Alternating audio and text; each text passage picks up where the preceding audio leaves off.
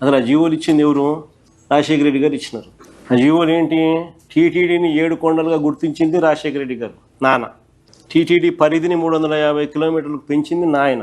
ఇదే చంద్రబాబు నాయుడు గారు ఏమన్నా 2009లో 746 జీవో 747 జీవో వైఎస్ఆర్ గారు ఇచ్చినారు, మేము వచ్చినా క్యాన్సిల్ చేస్తామన్నాడు. సెప్టెంబర్ 16, 2005 వైఎస్ఆర్ గారు జీవో నెంబర్ 338 ఇష్యూ చేశారు. దాని ప్రకారం తిరుమల పరిధి 27.5 స్క్వేర్ కిలోమీటర్స్ మాత్రమే, అంటే 2 కొండలు. సో దీన్ని జనం చాలా అపోజ్ చేశారు. దాని తర్వాత June 2, 2007 వైఎస్ఆర్ గారు ఇంకో 2 జీవోలు పాస్ చేశారు, 746, 747. దీని ప్రకారం తిరుమల అనేది 2 కొండలు కాదు, 7 కొండలు. అండ్ అలాగే తిరుమలలో అండ్ పక్కనున్న 19 గుళ్ళ దగ్గర వేరే మతానికి సంబంధించిన పూజలు చేయకూడదు అని. సో 2009లో చంద్రబాబు గారు ఒక మీటింగ్ లో 746, 47 జీవోలు 2 వచ్చాయి. నేను ఉన్నప్పుడు ఎప్పుడు కూడా 746 గాని 47 జీవోలు అవసరం రాలేదు. ఈ ప్రభుత్వం వచ్చిన తర్వాత ఈ 2 జీవోలు కూడా వచ్చాయి.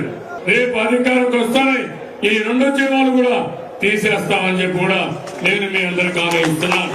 సో ఈ మీటింగ్ లో చంద్రబాబు గారు జీవో 746, 747 ని ఆయన పార్టీలో పవర్ లోకి వస్తే అది క్యాన్సిల్ చేస్తామని చెప్పారు. బట్ రీసెంట్ ప్రెస్ మీట్ లో మీరు 7 కొండలు 2 కొండలు అంటే కాదు, ఇది తప్పని చెప్పిన తర్వాత నేను దేవునికి మొక్కున్నాను, నేను వచ్చి మొక్కు తీర్చుకుంటానని చెప్పి జగన్ గారు ప్రెస్ మీట్ అయిన తర్వాత హోమ్ మినిస్టర్ గారు ఒక ప్రెస్ మీట్ పెట్టారు. లోకేష్ గారు ట్విట్టర్ లో రియాక్ట్ అయ్యారు. ఇంకా మహా న్యూస్, TV5, ABN వీళ్ళందరూ డిబేట్లు కూడా పెట్టారు. బట్ CBN గారు ఇలా అనలేదు అని చెప్పి ఒక్కరు కూడా అపోజ్ చేయలేదు. నాకైతే కనిపించలేదు. వరకు నాకు అనిపిస్తే ఒకసారి షేర్ చేయండి నాకు. అండ్ ఐ థింక్ CBN గారు దీనికి రియాక్ట్ అవ్వలేరు కూడా, బికాస్ వీడియోతో సహా దొరికిపోయారు కాబట్టి. సో మనం కూడా ఆయన రియాక్ట్ అవుతారని ఎక్స్పెక్ట్ చేయడం కూడా వేస్టే.